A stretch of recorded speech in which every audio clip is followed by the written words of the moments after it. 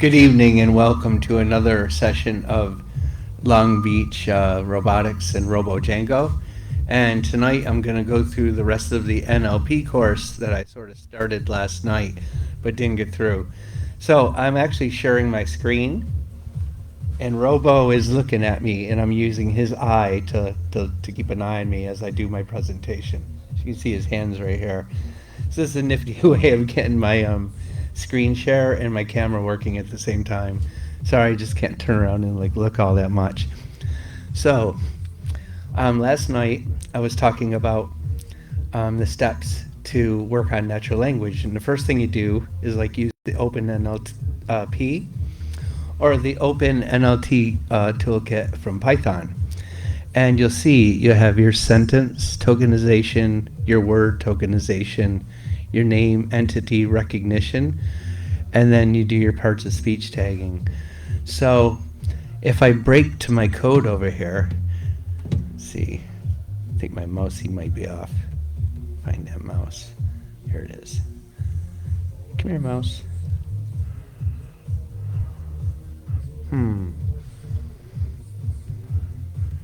It's jumping off my screen. Just give me a sec. Not used to this. Okay, here we go. So inside the Jimmy code, I have a Jimmy tokenizer. Oops, let me go to the token bean. Yeah, tokenizer. So I'm gonna hop up to the top. So in OpenNLP, what you'll do is you'll load your models to a local directory, and then you can just grab them from here. This isn't the greatest way of doing it, but it works for now. So the first thing you do is you do your tokenize. And as you can see, I'm passing in the request from the user. And I convert it to uppercase. And then I go and I set up the sentence tokenization. And that goes out and breaks everything into sentences. And as you can see, it goes in checks. Now, if the sentences are good, it goes down and breaks them down and opens up the token bin. And with the tokenizer ME model, right there, tokenizer model, and then it runs through. And I do a little cleanup on the tokens, like process the concatenations and whatever. And then I do some hyphenation processing. And then there's some other stuff I'm going to do in here, like synonyms and antonym building. So down here we call the name entity the name entity recognition. And then here's your parts of speech tagging. And see, as I run through all the tags, and that's what comes out from the position tagger ME. Now when you get done is, so basically up here, you run each of these models. So we have the POS model, we have the token name finder model, and then we have our sentence model, and we go through all those. And each one's going to bring back a list that we can work with. So when I'm done, I can run the chunker, and that will break stuff into phrases. And then when I'm done, you can see I store everything into a token bean. So I set my tokens. So I have all the original stuff. I have my tags. I have my probabilities that I set for them, and there's my chunking. And I set it all into this token bean. So what's in my token bean? So here I can store all the stuff that I did during my tokenization process, and now I can pass it on through and work with it, and I have everything in one place here. After I do other processing, I actually fill up this thing called the Jimmy matrix. So the unchunked atomics is everything that's left. And as you can see, I break it down. I have my compound sentences, conjunctions, noun phrases, verb phrases, prepositional phrases, and I get the affirmations, the interjections, negations, and conjunctions. So as you can see here, if I want to go at my negation atomics, I set that stuff in the Jimmy base. That's where all the coding takes place. So here we'll look at negations. And what I'll do is I'll go through, and anything that could be like, hey, no way, and things like that, or like, no way, Ray. And now I'm eating the different tokens. That one's not the greatest example. Like interjections, like well, hello, hi, well, hello there. And then I break those down, so I eat like cool and awesome, like all these interjections, because if you're going to speak in language, it's like, ugh, I'm going to run outside, or ugh, it's raining out. You don't really need the ugh in your processing to process the other stuff. It's sort of like a ancillary word. So after you get your tokenization done and you store everything, you have a list of words. And let's go on. So this is just like a slide that I'm going to finish, but it talks about convolutional neural networks, deep neural networks. Latent processing is like where you store stuff in memory. Parse tree is when you take a sentence and you break it down by noun phrase, verb phrase, prepositional phrase, and then noun phrase breaks down into determiner and it builds a tree. Okay, so these are like the basic sentences that someone would work with. We have like the noun phrase, a verb of being, and a prepositional phrase. Or it could be a noun phrase, a verb of being, and an adjective. Or a noun phrase, a verb of being, plus a noun phrase. So I'm not going to run through each of these. But we have verbs of being. It's like I am, or I was, or I has been. I was a has been. So then we have linking verbs, and those are like, things that link around, like smell, taste, feel, and grow. So let's just hop on down. So here's how you break down a sentence. So like if you have a noun phrase and then a verb phrase, and then the noun phrase could be a noun and a verb, or it could be a determiner, an adjective, a noun, and a verb. And what we have here with this little loopy loop is called an automaton. If you're looking at a automated state automaton, finite state automaton, is what you do is after the determiner, an adjective could or could not appear, followed by a noun. Or you can have many, see I have to have a loop through here, or you can have many adjectives, and this gives you a more recursive grammar because I can add as many adjectives as I want. Same thing in this example over here with the adverb. It has a loop, and you could just keep on adding adverbs to the verb, like I ran swiftly, quickly, adeptly, clumsily over the log. So you could do things like that. And what happens is if you go back up over here and use these basic patterns, you can build some ATMs or FSMs that capture these rules. So that's one part, is having these rules to figure out where things are. After you tokenize your input, you're going to get things that look like this, and after a while, when you first look at it, you're like, oh my goodness, what do these tags mean? Like a noun should be like a noun, but it's actually NN, adjectives JJ, determiners DT. So after you use these things for a while, you'll actually start, they'll just come to memory, and they're just like, right off the bat that a verb is VB and VBP is verb present. And VBG is the gerund form with the ing on the end. So when you're done and you run it through the OpenNLP tokenizer, every one of your words will come back with one of these tags. And then you can use the tags to look at what I have. Oh, I have a noun and a verb. Bingo, I'm done. That's pretty easy to figure out. You can, noun and verb, it's a very simple sentence to understand. So there's the tagging that comes back in the library. I could run some examples, but I might make that version 3. So this is sort of how Jimmy works. So I loaded in objects like in the world, like sea, air, space, land, marshes, mountains, goats, and billy goats, and then I have emotions like happy and sad. And I think I use this Piaget model, which represented all the tree of emotions and like a Venn diagram. And then I put in the activities, because as humans, we're going to look around and we're going to say, oh, these are all the objects in my world. If I have all those covered, these are all the emotions that I have as a human. And these are all the things that my human body can do as activities, like run and swim and skip and laugh. So inside RoboJango's brain, he knows about all these activities, he knows about these emotions, and he knows about objects. So we have our nouns, which are our sensory input. We have our nouns that are mental verbs, like happy and sad. And what you do is I have this thing over here called load associative knowledge. So when Jimmy starts up, he can read out to a database and load all this stuff up, like RoboJango likes surfing, RoboJango likes hiking, RoboJango loves Surfer Jim, etc.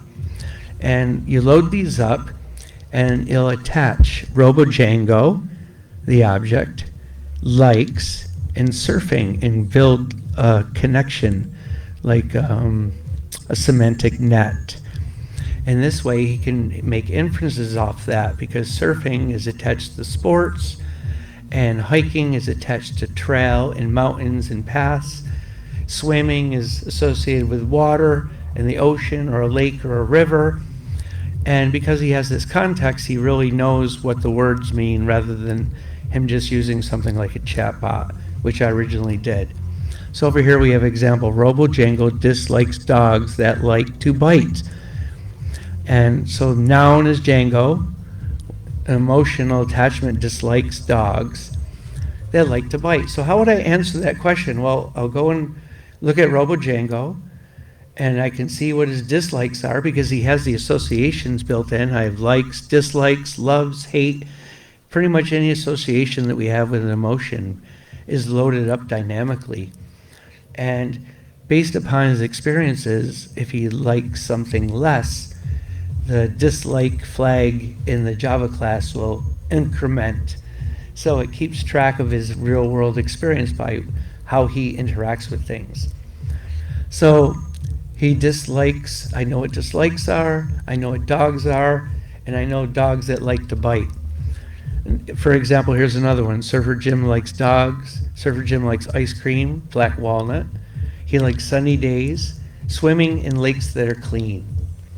And also we have the wolf gawks at the decrepit moose.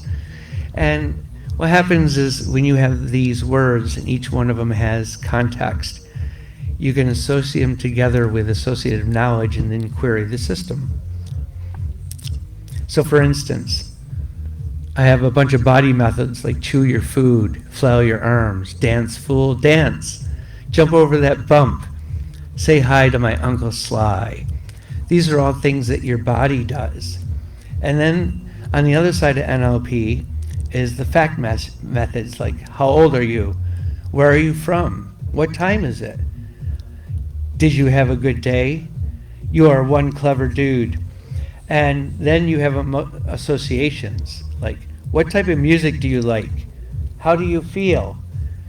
What are you doing? What do you dislike? What do you enjoy? So body actions. He knows everything about the body and what I can do. What can it do? It can jump, it can dance, it can flail, it can hear, it can see, and then you can ask it facts about him and me and anything that he knows about, like lakes and rivers and streams. And then the association methods tie it together, and they tie like flailing my arms wildly, I like. And he can say flailing my arms wildly and attach like to it. And therefore I can just ask him.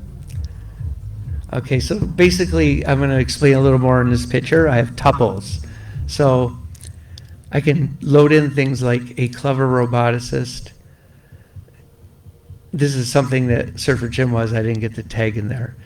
An advanced STEAM instructor, a professional software developer, courteous, and these are tuplets I can load in.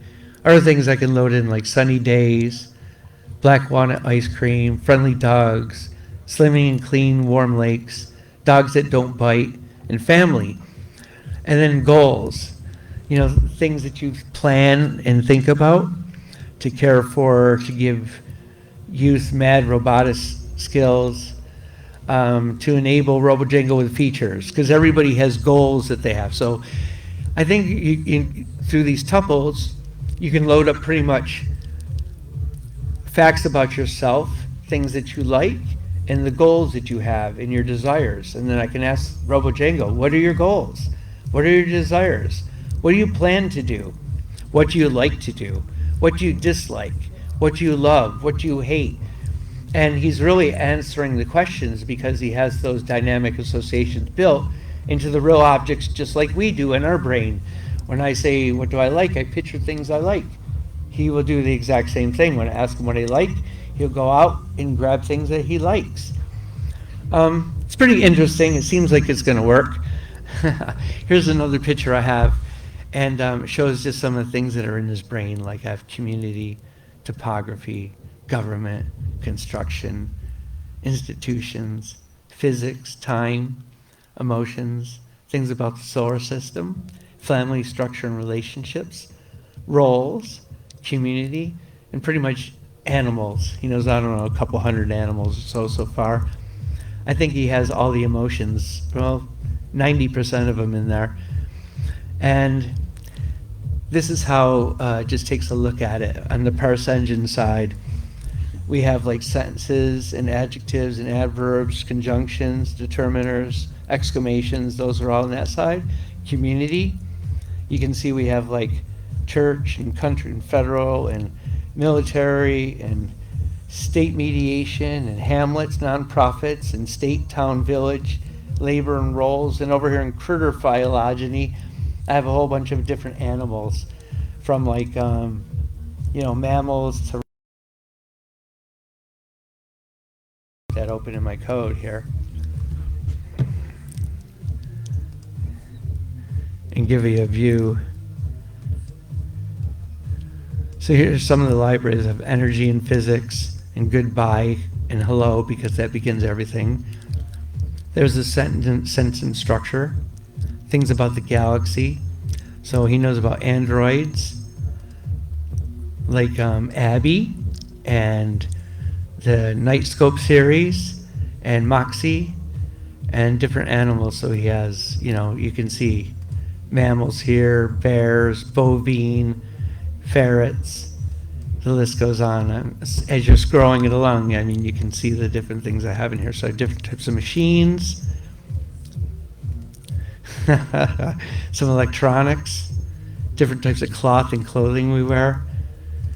There we go, click that down. There we go, hoodie, sneakers, pants. So he knows all the things that I wear, and he knows some of the things I use. He knows about my camera and my laptop, and some of the things that I play with, like chess. He has some intelligence for that too. So much for that. Just wanted to give an overview of some of the things that are in his brain. And as you can see, I have like all these physical structures, like deserts and fields and forests and islands and valleys and creeks and ponds. Yeah, it's in there. It's in there. This is just another shot. So when Jimmy starts up, you load your knowledge as tokenized vectors.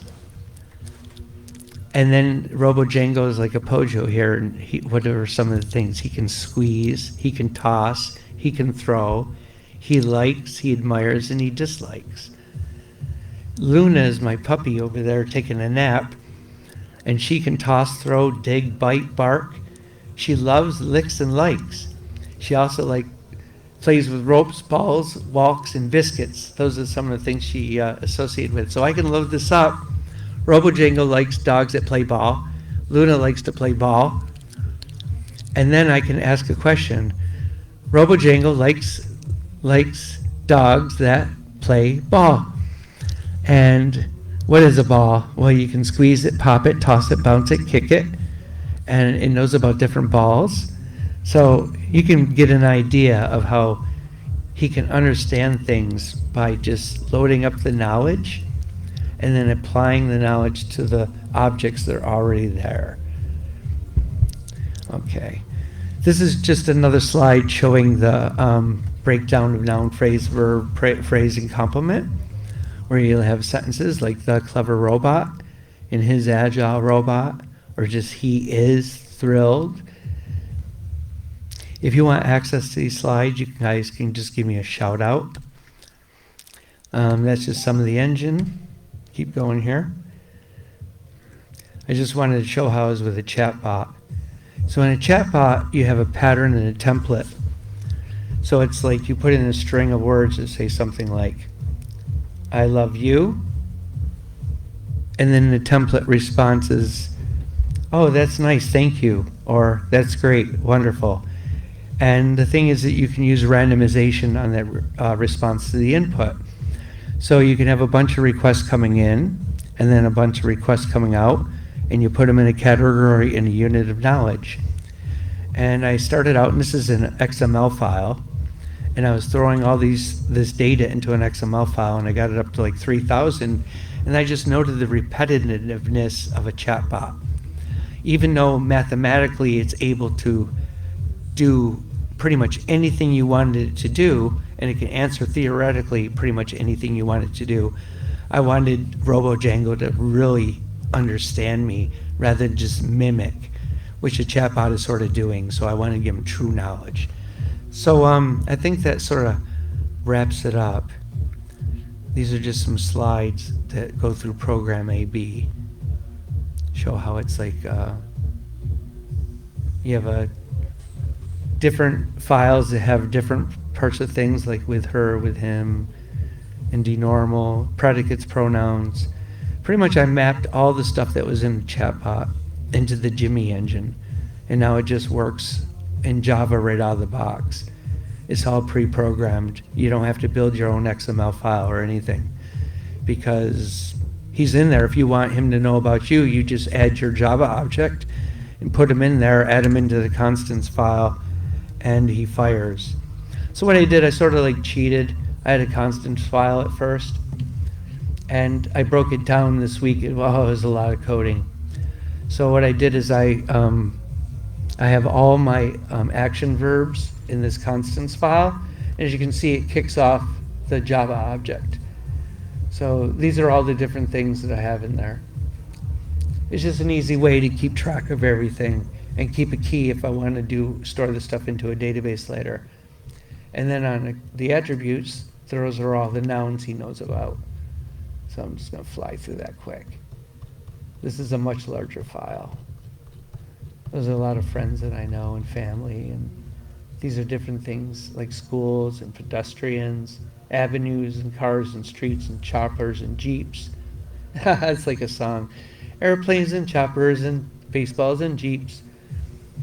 So as you can see, these are all the different things. I broke it down by personal grooming, household items and tools, workshop tools, robotics, sportsman tools. Not all these Java objects are completed, but I do have them all in place, and I just have to go and fill them in and give them their properties and their methods, their weightings, and then I'll work on the associations. But as you can see, this baby just keeps going. He knows he even knows trees. I forgot I taught him about the different types of trees. So in the forest, he'll be able to recognize them. So that's it for the evening. Let me go and scroll this thing down. So that was sort of interesting, looking out of his eye. I wasn't able to look around, but I wanted to do the slides and actually show some of the coding behind the scenes and what makes up RoboJango's brain. So have a good evening. If you have any questions, just give me a chat. Hasta luego.